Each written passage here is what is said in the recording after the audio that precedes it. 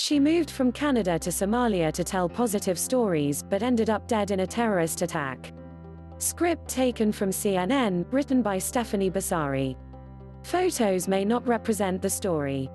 This video covers latest information and helps non-natives learn English autolingually. Please subscribe to my channel. What a blessing to be back home in Somalia after 30+ years away, Hodan Nalayeh posted on her Instagram on May 1 this year, in what she described as her first Ramadan back home. But 8 weeks later, she was dead. Nalayeh was a victim of a brutal terrorist attack that ripped through Kismayo, the normally serene and beautiful port city in Jubaland, about 500 kilometers (300 miles) south of the capital Mogadishu. She was among 26 people who died after several gunmen stormed the Asasey Hotel after a suicide bomber detonated a vehicle loaded with explosives outside the hotel. The attackers battled with Jubaland's security forces for 12 hours, authorities said. Her husband Farid Jama Suleiman, a businessman and former regional minister, also died in the attack alongside 3 Kenyans, 3 Tanzanians, 2 Americans and 1 Briton. Nalayeh was a prominent Somali-Canadian journalist who was passionate about depicting Somalia, a country long blighted by war, famine and terrorist attacks, beyond the usual bombs and bullets narrative. She was the founder of Integration TV, an online platform with millions of views on YouTube which describes itself as building a community of inspiring and uplifting stories for Somalis worldwide. Nalayeh, 43, was a powerhouse on social media, where she used her large following to continue her theme of sharing a side of Somalia rarely seen in coverage of the country. In her last tweet, Nalayeh spoke of a new-found passion for photography, sharing stunning images of local young fishermen in the island of Asasey, near Kismayo. It was an incredible day to witness #Somalia's beauty on the island of #Asasey, she wrote in a thread. Nayala was born in Somalia in 1976, but her family moved to Canada when she was 6 years old. In an interview earlier this year, she recalled what it was like to grow up in a family of 12 children, as well as the toll moving to Canada had on her family. My parents survived in a new country, learned everything, and my dad went from being a high-profile governor in Somalia driving around in a Mercedes to working in a parking lot and taking care of his 12 children. My parents were traumatized having to start their whole life over, she told the African Women in Media (AWIM) platform. Nayale's family said in a statement released online, that the 43-year-old had spent her life devoted to serving the Somali people and reporting on positive and uplifting stories. She died serving the Somali community everywhere and doing what she loved most.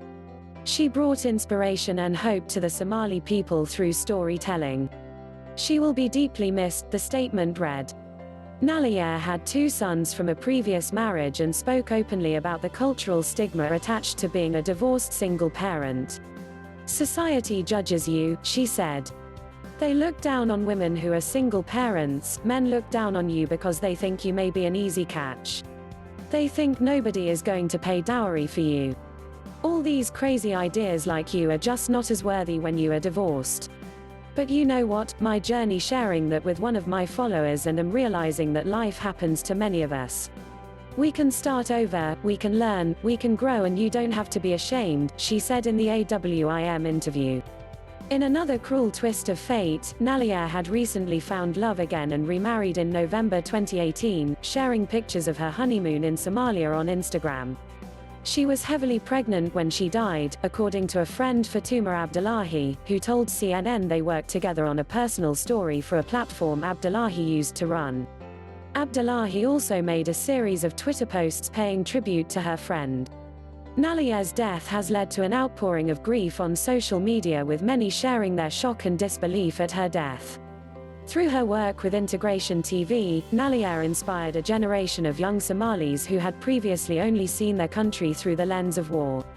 Hodan was opening up a previously little known or seen side of Somali, showing us that despite everything that Somalia has endured, its people still have hope, an enduring spirit and a will to make the best of a situation beyond their control. Jamila Mohammed, who met Nalayeh in Kenya earlier this year, told CNN over WhatsApp.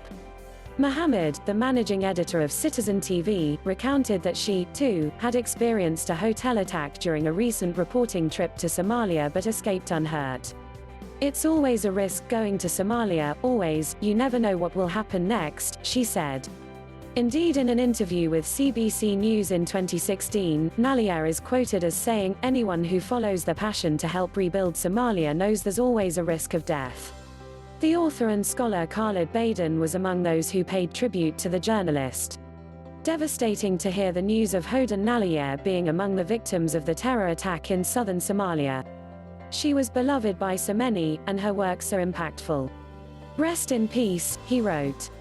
While Ahmed Hussein, who's of Somali heritage and Canada's Minister of Immigration, Refugees and Citizenship, described Nalayeh as a voice for many, in a Twitter post. "We mourn her loss deeply, and all others killed in the #Kismayo attack," he said. Thanks for watching.